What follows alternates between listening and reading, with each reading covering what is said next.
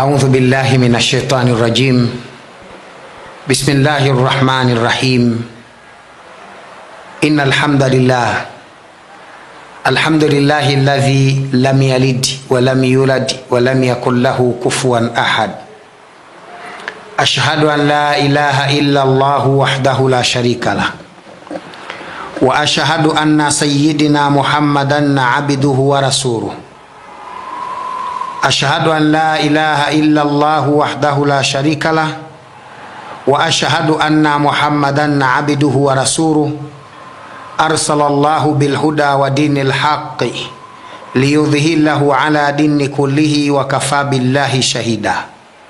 رب اشرح لي صدري ويسر لي أمري واحلل عقدة من لساني يفقه قولي.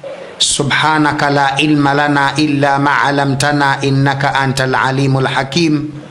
أما بعد, wapenzi wa tazamaji wetu wa ZVP Online TV pamoja na mitandao mingine ya kijamii, niliye mbele yako ni Alhaji Dr. Sule. Leo ikiwa ni tarehe 24 mwezi wa 12 2021, majira ya saa 7:01 za mchana kwa saa za Afrika ya Mashariki, nikiwa katika nchi ya Tanzania. Nataka kushare nawe mambo machache kuhusiana na mkesha wa sikukuu ya Christmas, na siku ya Boxing Day au siku ya kugawanywa au kupeana zawadi. Wapenzi wa tazamaji wangu, Uislamu ni dini inayofuata muongozo wa Qur'ani. Mwenyezi Mungu Subhanahu wa Ta'ala amesema ndani ya Qur'ani katika sura ya 2 aya nambari 2, dhalikal kitabu la raiba fihi hudan lilmuttaqin.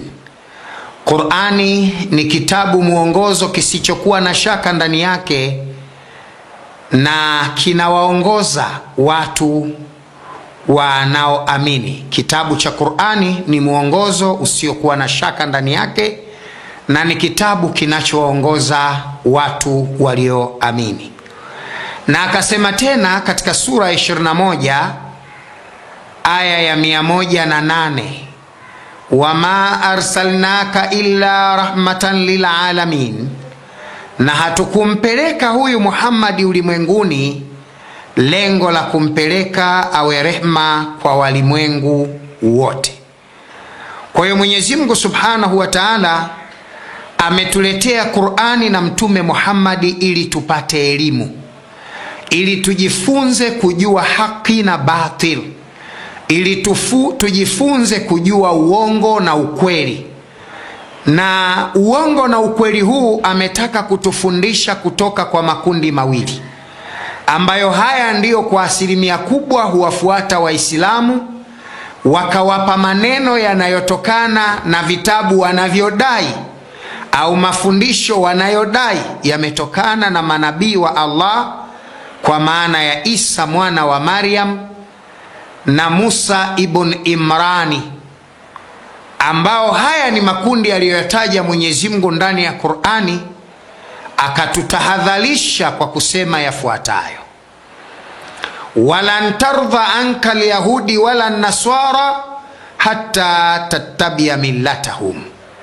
Hawatakuwa radhi makundi ya imani ya Kiyahudi na makundi ya imani ya Kikristo hatta tattabia millatahum, mpaka nyinyi Waislamu muishi kwa kufuata mila zao.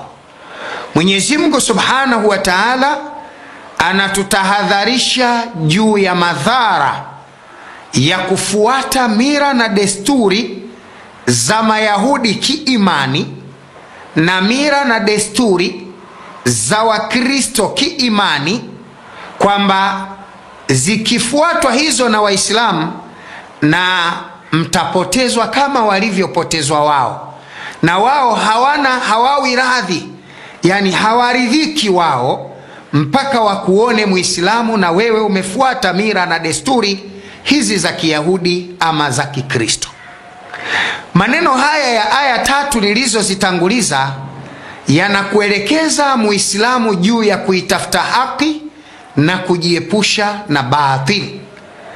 Na ndiyo maana naitumia fursa hii kama mwanahistoria wa dini, kwa maana ya mwana theolojia, na ndiyo maana naitumia nafasi hii kama mwanasayansi wa kibiolojia, kama msomi wa sayansi wa kibiolojia, ili wewe msikilizaji wangu na mtazamaji wangu upate kujifunza juu ya uwepo wa sikukuu ya Christmas na sikukuu ya Boxing Day.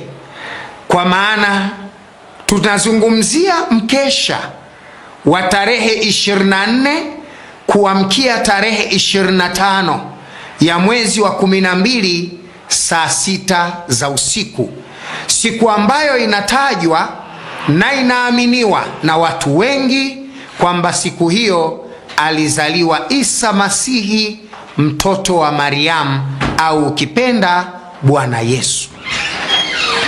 Mpenzi msikilizaji na mtazamaji wangu wa ZVP Online TV, mpenzi msikilizaji wangu na mtazamaji wa Islah Islamic Foundation inayomiliki kliniki na vituo vya dua vya Islah Islamic Dua Center zinazopatikana Dar es Salaam, zinazopatikana Dodoma, pamoja na katika mkoa wa Tabora. Mpenzi msikilizaji wangu, mpenzi mtazamaji wangu, sikukuu ya Christmas haina ushahidi wa kisayansi.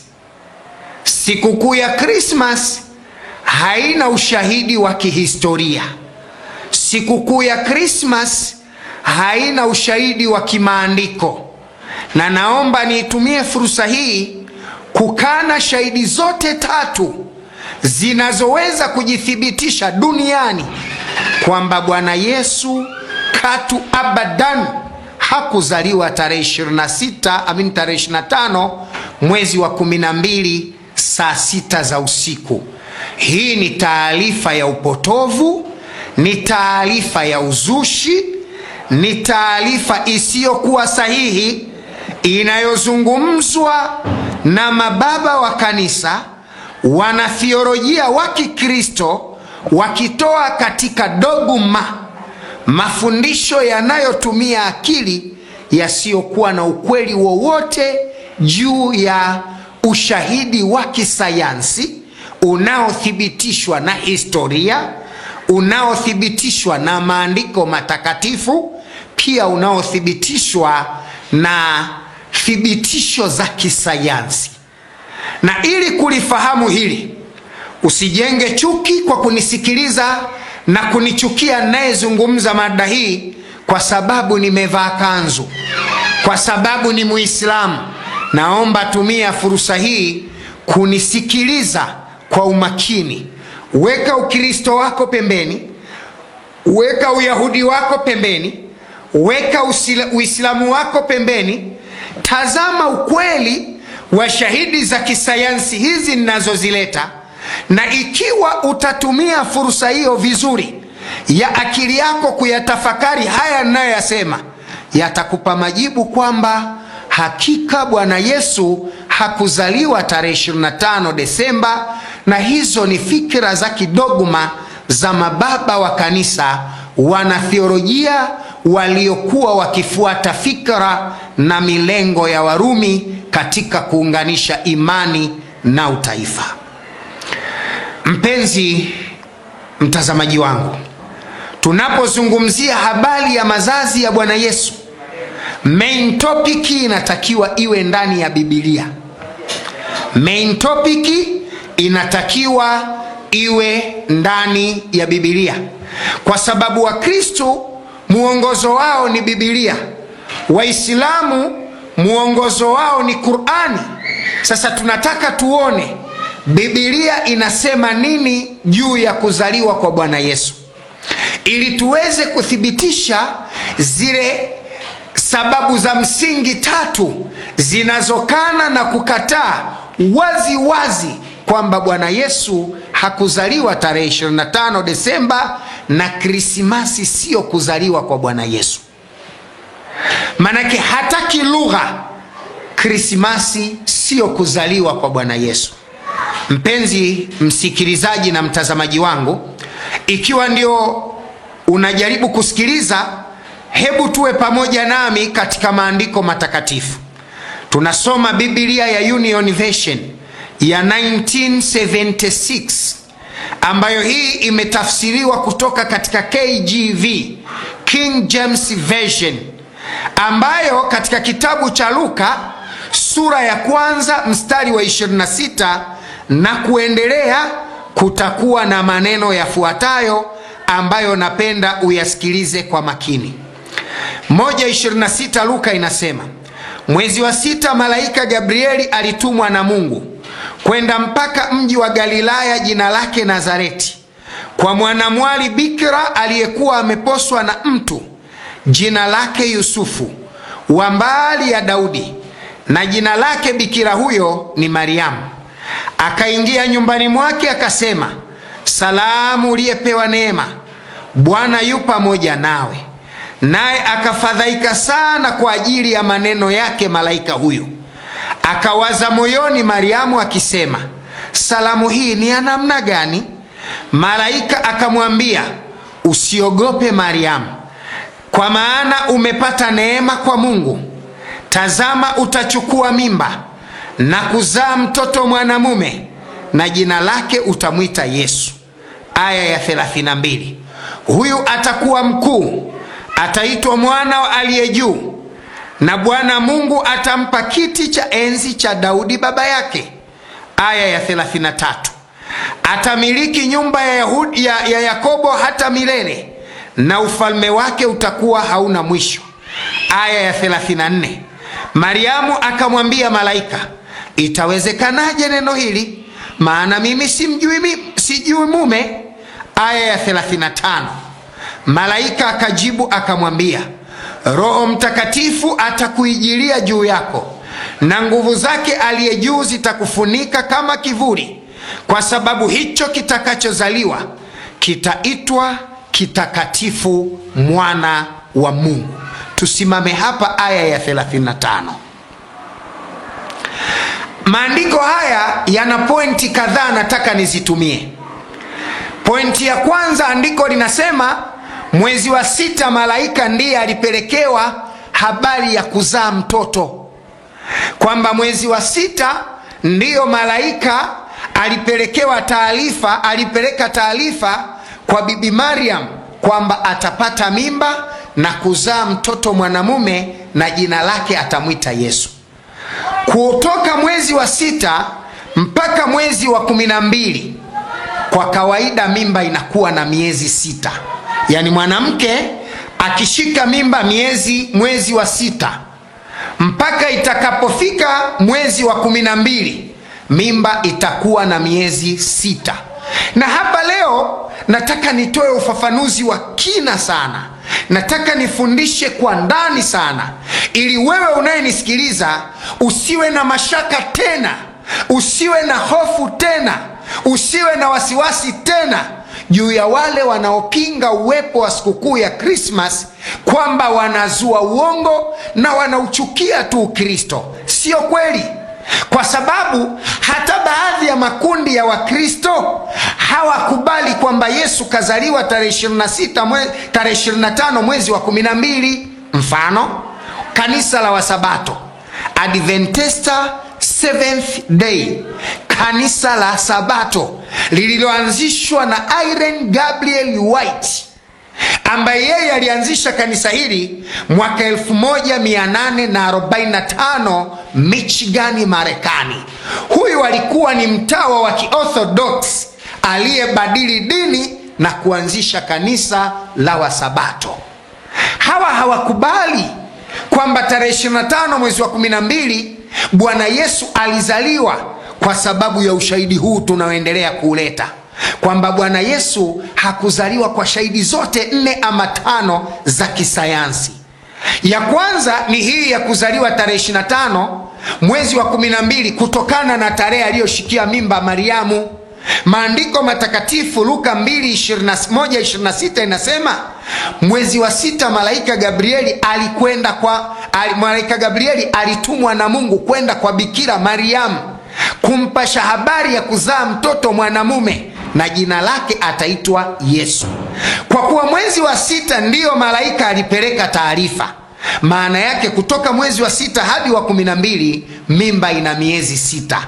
Na hapa nataka niende na wanasayansi. Wewe mwanasayansi uliyesoma elimu ya kibiolojia, wewe uliyesoma mambo ya elimu ya uzazi, ambiology, msomi wewe, hebu nisikilize haya ninayosema, yatakupa majibu kugundua kwamba tarehe 25 hakuzaliwa Bwana Yesu. Kawaida mimba katika hesabu inahesabiwa kwa wiki yenye siku 7. Ndiyo kusema kwamba mwezi mmoja wa mimba ni siku 28. Mwezi mmoja wa mimba ni siku 28. Manake mwezi wa mimba, yani mtu akipata mimba tarehe 1 Januari na mwezi Januari una siku 31, tunachofanya tunatoa 31 tunatoa siku 28 ambayo itakuwa ni 29, 30, 31, siku 3 ambazo hizi zinakuwa hazimo katika idadi ya hesabu ya mwezi wa mimba. Manake mtu akipata mimba tarehe 1 mwezi Januari, akifika tarehe 31 mtu huyu au mwanamke huyu anakuwa na mimba ya mwezi 1 na siku 3. Mwanamke huyu anakuwa na mimba ya mwezi 1 na siku 3, kwa sababu mwezi mmoja wa kalenda ya mimba unahesabika kwa siku 28. Na ndiyo maana tunapozungumzia habari ya mimba kuzaliwa, yani mimba kutimia kuzaliwa, inakuwa ni miezi 9 na wiki 2. Miezi 9 na wiki 2 ambazo ni sawa na wiki 38. Nitafafanua vizuri ili msikilizaji wangu upate kuelewa. Mpenzi mtazamaji wangu, siku 7 ndiyo wiki moja ya mimba. Na Mwenyezi Mungu anasema ndani ya Qur'ani katika sura ya 21 aya ya 12 na kuendelea, na akafafanua Mtume sallallahu alaihi wasallam aya hizi. Kutokana na muda hatuwezi kuzisoma, lakini Mtume sallallahu alaihi wasallam akasema anaumbwa kila mmoja wenu, Mtume Muhammad sallallahu alaihi wasallam, baba wa sayansi, baba wa elimu ya sayansi na teknolojia, profesa na kiongozi wa zama za sayansi na teknolojia. Anasema katika hadithi yake iliyomo ndani ya Sahihi Bukhari na Sahihi Muslim kwamba anakusanywa kila mmoja wenu katika tumbo la uzazi wa mama yake. Anakusanywa kila mmoja wenu katika tumbo la uzazi la mama yake katika miezi 4 yenye siku 40, yani 40 mara 4, hiyo ni sawa na miezi 4 yenye 40 3, siku 40 zenye miezi 4. Mtume sallallahu alifundisha ili kwamba kila mtoto aliyekaa tumboni mwa mama yake huwa anaishi katika tumbo la mama yake akikusanywa viungo hatua kwa hatua mpaka anakuwa mtoto kamili, huwa ni siku 40 ambazo ni sawa na miezi 4. Hizi ni wiki 28. Manake kila mtoto ndani ya tumbo anaishi wiki za awali za kukusanywa mifupa yake, wiki 28 zenye siku 7 ambazo ni sawa na miezi 4. Mtume sallallahu alaihi wasallam akasema inapotimia miezi 4 basi Mwenyezi Mungu humtuma malaika Jibril akampulizia roho. Yule mtoto anapumua, ana respirate, anakuwa sasa mtoto kamili. Na ndipo ambako wanawake wote wakienda kuanza huduma za kliniki huanza kupewa fetoscopy, yani yale darubini maalumu ya kusikilizia mapigo ya moyo ya mtoto, inaitwa fetoscopy.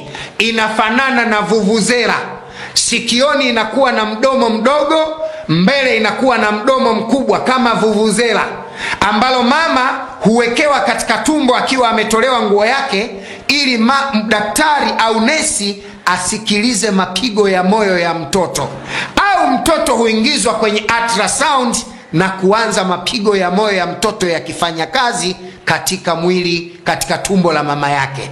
Sasa mama anapokuwa ametimiza umri wa 43 ambazo ni sawa na miezi 4, hapa ndipo Mungu humtia roho mtoto na akawa mtoto kamili. Mtoto akapata ufahamu, mtoto akawa sasa anaweza kupumua mwenyewe ndani ya tumbo la mama yake, kwa sababu ameshawekewa roho, na hapo anaanza kutumia oxygen na vyakula vya mama moja kwa moja akiwa ndani ya tumbo la mama yake, ambazo hizi ni sawa na siku 28, wiki 28, sawa na siku 196, sawa na masaa 4704, sawa na sekunde, sawa na dakika.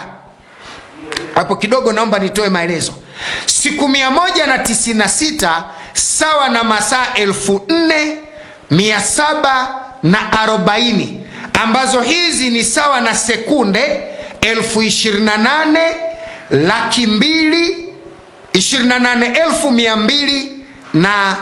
28,224.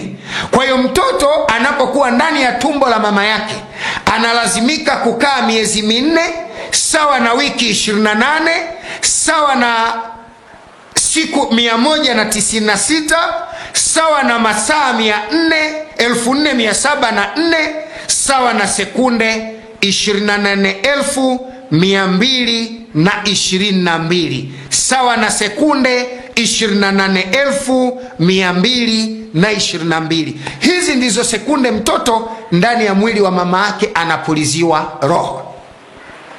Kisha mtoto anaendelea kukua mpaka atakapotimiza wastani wa miezi 9 na wiki 2.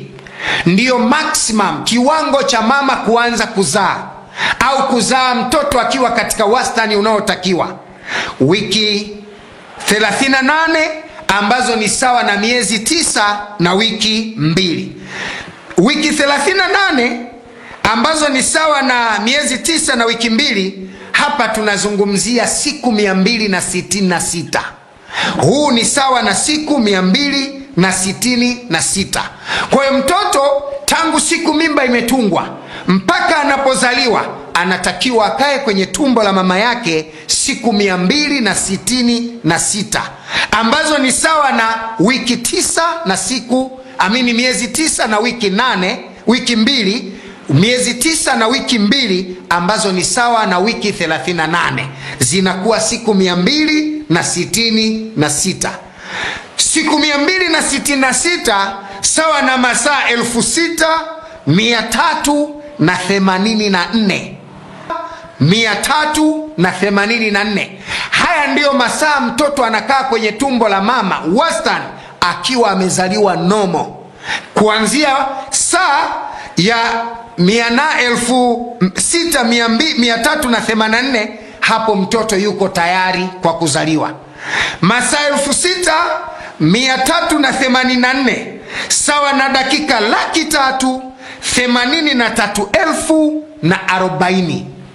Masaa 6,384 anayokaa mtoto ndani ya tumbo la mama yake kabla ya muda wa kuzaliwa ni sawa na dakika 383,040. Hizi ndizo dakika anazoishi mtoto tumboni. Dakika hizi 383,040 sawa sawa na sekunde 1,22,982,400. Idadi ya mtoto kukaa kwenye fuko la uzazi la mama yake ni sawa na sekunde 22,000,000 sekunde 22,982,400. Huu ndio muda mtoto anatakiwa kukaa kwenye tumbo la mama yake. na baada ya hapo mtoto anazaliwa. Na mtoto anayekaa kwenye hali hii ni yule aliyedumu kwenye tumbo la mama yake kwa miezi 9. Mmoja wetu anaweza akasema Bwana Yesu alikuwa mtoto wa ajabu. Maisha yake yalikuwa ya ajabu. Mimba yake ilitungwa bila ya kuingiliwa mama yake. Alitembea juu ya maji, aliweza kuponya vipofu, aliweza kufufua wafu. Huenda kwa hoja hii Bwana Yesu alikaa ndani ya mimba katika tumbo la mama yake kwa miezi 6 tu akazaliwa. Lakini Biblia bado inaweza kuleta majibu mazuri pengine kuliko watu wanavyoweza kuhoji, kubisha na kupingana. Biblia inasemaje yule ya Bwana Yesu kukaa katika tumbo la mama yake? Tunasoma kitabu cha Luka sura ya 2 kuanzia mstari ule wa namba 3. Na nasoma aya nyingi ili uelewe kisa na hali ilivyo. 2:3 Luka inasema, orodha ndiyo ya kwanza kuandikwa hapo Kirenio alipokuwa liwali wa Shamu. Manake haya inazungumzia habari ya sensa iliyofanywa mwaka Yesu ndiyo alitakiwa kuzaliwa, na mama yake ndiyo mwaka huo alikuwa na mimba, Bibi Mariam, ule mwezi wa 6 ambao malaika Gabrieli alipeleka taarifa hii. Sasa tunaelezwa mwisho wa taarifa ilikuwaje. Watu wote wakaenda kuandikwa kila mtu mjini kwao. Hiyo ni Luka 2 aya mstari wa 3. Mstari wa 4 unasema, Yusufu naye aliondoka Galilaya toka mji wa Nazareti, akakwea kwenda Uyahudi mpaka mji wa Daudi uitwao Bethlehemu, kwa kuwa yeye ni wa mbari ya Daudi. Aya nambari 5 inasema, ili aandikwe pamoja na Mariamu mkewe. Hapa tunamzungumzia Mariamu mama yake Yesu, ambaye amemposa naye ana mimba. Ambaye amemposa naye ana mimba. Maana yake Mariamu alikuwa na mimba wakati wanakwenda kuandikisha sensa. Aya nambari 6 inasema, ikawa katika kukaa huko siku zake za kuzaa zikatimia. Bwana Yesu mama yake alipokuwa akikaa huko na Bi Mariam, siku zake Mariam za kuzaa zikatimia. Sikiliza hii aya nambari 6 inavyosema, ikawa katika kukaa huko siku zake za kuzaa zikatimia. Manake Mariam siku zake za kuzaa zilitimia. Manake Mariam alimaliza miezi 9 na wiki 2, ambayo ndio wastani wa kila mwanamke kujifungua. Kwa ile hoja Yesu alizaliwa mwezi wa 12 inakufa kitaalamu, kwa sababu Biblia inasema alipata mimba mwezi wa 6 na siku zake za kuzaa zilitimia.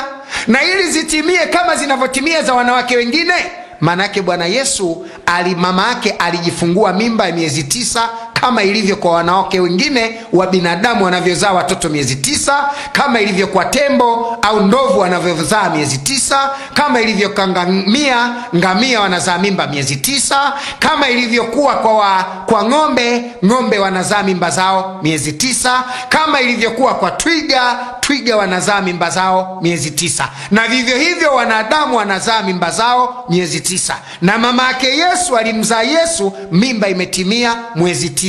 Na kwa kuwa ilitimia miezi 9 na mimba alipata mwezi wa 12, mwezi wa 6, maana yake kwamba taarifa inayotolewa kwamba Bwana Yesu alizaliwa mwezi wa 12 tarehe 25 kwa mujibu wa maandiko na kwa mujibu wa sayansi niliyoifafanua hapo nyuma, historia hiyo na maelekezo hayo yanakufa kifo cha kawaida na yanathibitisha huu ni udanganyifu, dogma za akili za wanatheolojia wa Kikristo wanaotangaza juu ya jambo la kuzaliwa Yesu mwezi wa 12 tarehe 25, ambako maandiko matakatifu na sayansi vinakataa kwa pamoja, na hiyo ni Biblia takatifu inayofuatwa na Wakristo. Aya nambari 7 inaendelea, akamzaa mwanawe kifungua mimba, akamvika mavazi ya kitoto, akamlaza katika hori ya kulia ng'ombe, kwa sababu hawakupata nafasi katika nyumba ya wageni. Hapa tunaoneshwa Bwana Yesu anazaliwa, anavishwa mavazi ya kitoto. Na hapa tunajifunza jambo jingine, kwamba Bwana Yesu alipozaliwa hakuzaliwa mtu mzima, kwamba kazaliwa baba ana ndevu, ana nywele, ana kila kitu, ameshakuwa barehe. No, Bwana Yesu amezaliwa kama watoto wengine wanavyozaliwa. Amezaliwa akiwa mtoto na akavishwa nepi, na kwa sababu zama zile za kina Mariamu nepi hakuna, yawezekana hata alichukua kanga zake tu Mariamu na hijabu lake akachana akamvisha. Manake Bwana Yesu alivishwa mavazi ya kitoto kama wanavyovishwa watoto wengine. Fundisho lingine la dogma linalokimbizwa na maandiko haya, fundisho jingine la dogma linalofundishwa na aya hii ni kwamba Yesu alikuwa mtoto, na kanuni ya mtoto yoyote anakuwa na wazazi. Kwa kuwa Yesu alikuwa mtoto na alikuwa na wazazi, ndiyo kusema Yesu anakimbia uungu kama vile moto na kama vile sumaku zinazokimbizana hasi na hasi. Yani Yesu kwenye uungu anakimbia automatically, kwa sababu kwanza alikuwa mtoto. Mungu hana sifa ya kuwa mtoto. Mbili, alikuwa na wazazi kwa sababu alizaliwa. Mungu hana sifa ya kuwa na wazazi. Yesu alivishwa mavazi ya kitoto, nepi. Mungu hawezi kumvisha, Mungu hawezi kuvishwa pampers, Mungu hawezi kuvishwa diaper, Mungu hawezi kuvishwa nepi. Maana yake hapa tunapata fundisho jingine, hata Yesu kuwa Mungu haiwezekani, kwa sababu ameishi maisha ya kibinadamu yenye asili ya utoto na kujikojolea. Mungu hawezi kuvishwa nepi kwa sababu Mungu hakojoi mikojo. Tunajifunza ukweli kwamba ziko dogma nyingi za kitheolojia za upande wa pili zinafundisha juu ya Bwana Yesu kwa lengo la kumpa hadhi na nafasi ya uungu, hali maandiko matakatifu yanakataa. Kwa lengo na kumpa hadhi ya kuzaliwa tarehe 25 mwezi wa 12, hali maandiko na sayansi vinakataa.